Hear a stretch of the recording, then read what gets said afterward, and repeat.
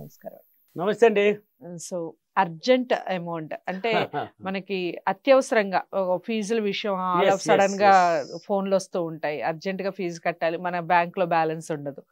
అలా చాలా అర్జెంట్ గా హాస్పిటలైజేషన్ అవుతూ ఉంటారు, అర్జెంట్ గా అమౌంట్ కావాలని అనుకుంటూ ఉంటారు. ఇలా రకరకాలుగా ఈ అర్జెంట్ అమౌంట్ కావాలి అన్నప్పుడు ఏమైనా టెక్నిక్స్ ఉన్నాయా? అది ఫాలో అవడం వల్ల అర్జెంట్ బ్రహ్మాండం ఉందండి. ఉంది ఉంది అంటే ఉంది, లేదు లేదంటే లేదు. వచ్చింది అంటే వచ్చేస్తుంది. 3 పట్టుకోండి చాలు, జీవితంలో ఎదిగిపోతారు. ఉన్నట్టు నటించు, వచ్చిందంటే చెప్పు, లేనట్టు మన జీవితంలో లేదు, జరిగే తీరాల్సిందే. అది నటించడమే జీవితం, నటనే అండి మన జీవితం. నువ్వు అందంగా ఉండాలని నటించినావంటే అందంగా తయారవుతారే ఉంటుంది నీ మైండ్. నిన్ను తయారు చేసేది ఎవరు? నీ ఇన్నర్ మైండే. ఇలా ఉండాలనుకుంటున్నా కూడా దానికి సంబంధించిన అవకాశాలు ఏర్పరచుకొని తయారు చేస్తుంది. కాబట్టి ఇప్పుడు అర్జెంటుగా ఒక ఫీజు కట్టాలా, లేక ఎవరికైనా ఇవ్వాలా, ఏదో ఒక దానికి నీకు అర్జెంట్ కావాలి. ఒక 50,000 కావాలా, ₹1,00,000 కావాలా, 10,000 కావాలి, 20,000 కావాలి అనేది ఉంటుంది. ఇది ఆల్రెడీ ఎన్నో వీడియోల్లో చెప్పాను ఎన్నో మందికి. కానీ చాలామంది చూడడం తెలియదు అనమాట.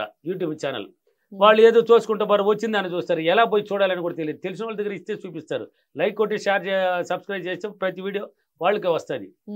అందువల్ల అది ఎక్కడ ఉండి తోసుకుంటూ పోతే ఎన్నో వీడియోలు వస్తాయి. కాబట్టి అర్జెంటుగా డబ్బు కావాలన్న వాళ్ళు మర్రి చెట్టు, వృక్షం లెక్కల పెద్ద వృక్షం ఏదండి?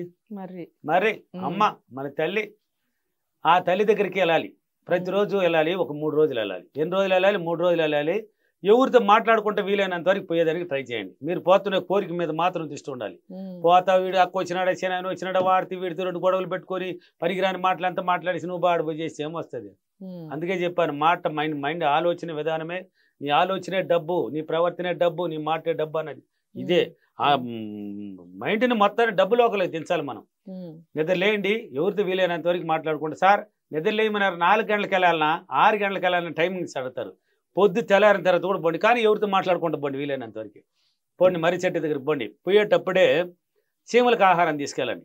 చీమలకి ఆహారం, ఆ చీమలు ఏమేమి తింటాయి? ఏదో కలేసి బియ్యపిండి, బియ్యము, లేక శనగలు, పప్పులు, బెల్లము, ఏదో ఉంటాయి, చక్కెర, ఏదో కొద్ది తీసుకొని పోండి. నేరుగా వెళ్ళండి, ఒక పెద్ద చెట్టు దగ్గరికి వెళ్ళండి. సార్ నా ఇంటి పక్కన చిన్న మొలక కూడా సార్, మొలక దగ్గర ఎందుకు పోతారు? వేర్లు ఇట్లా భూమి పైన పోతుంటాయి, పెద్ద చెట్టుకి మాత్రం పోతాయి. భూమి పైన లావుగా కింద పాకలాట అంటే బలం, సైడ్ సపోర్ట్ ఇస్తూ పోతూ ఉంటాయి భూమి పైన. అటువంటి చెట్టు దగ్గరికి పోండి. ఆ చెట్టు ముందు ఉంటుంది, మేము ఎట్లా కూర్చోవాలని కూడా అడతారు. నార్త్ ఫేస్, ఉత్తర ఫేస్. మన సబ్జెక్ట్లో ఉత్తర దక్షిణ ధ్రువాలు ఆకర్షించబడతాయి. కాబట్టి ఉత్తరం తిరిగి కూర్చో, పట్టుకో ఆ చెట్టునే. పోయి నేరుగా పోయి పట్టుకునేసి, అమ్మా నిన్న నేను మనస్ఫూర్తిగా నమ్మొచ్చున్నానని గట్టిగా చెప్పు.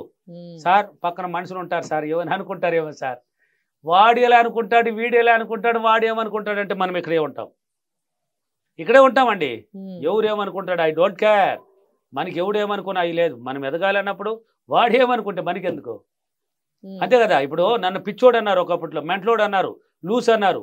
ఎందుకన్నారంటే విశ్వమా నేను నిన్ను మనస్ఫూర్తిగా నమ్ముతున్నాను, విధిపైన బారేస్తుంటాను. చూసి వాళ్ళ గ్రామంలో ఏమనుకుంటారా, వీడైతే మెంటల్ అయిపోయింది, వీడికి బాగున్నారు అనుకుంటారు. ఐ డోంట్ కేర్ అన్నాను, పట్టించుకోలే.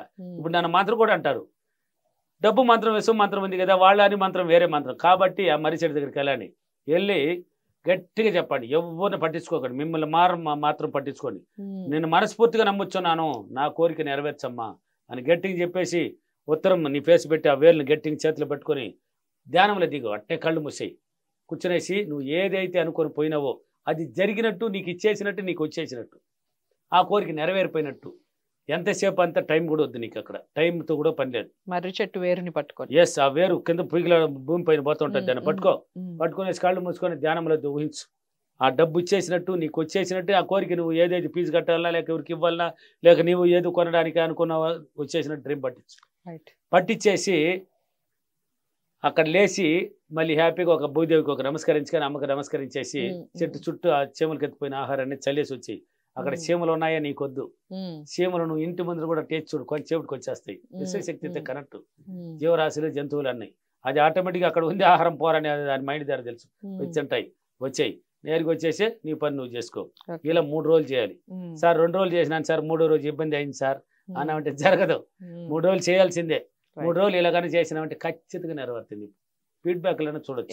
ఎన్ని రోజుల్లో నెరవేరచ్చు? 3 రోజులు, 2 రోజులు కూడా నెరవేరిపోయింది, 1 రోజుకు కూడా నెరవేరిపోయింది. కొంతమందికి వారం నెరవేరిపోయింది, 2 వారాలు కూడా పడుతుంది. నువ్వే కారణం దానికి. అంత నీ మైండే, నీ ఆలోచనే. ఏదైనా బలంగా పడితేనే అది బలంగా వస్తుంది. కాబట్టి నా క్లాసులు ఉన్నాయి చూడండి, అప్పులు బాధలు ఆయన ఇంట్లో ఉంటే ఎన్నాళ్ళు తీరేది, ఒక్కసారి విశ్వమణిని కలవండి, మీ జీవితాన్ని మార్చిస్తా. నేను చెప్పేది చెయ్యి, సింపుల్.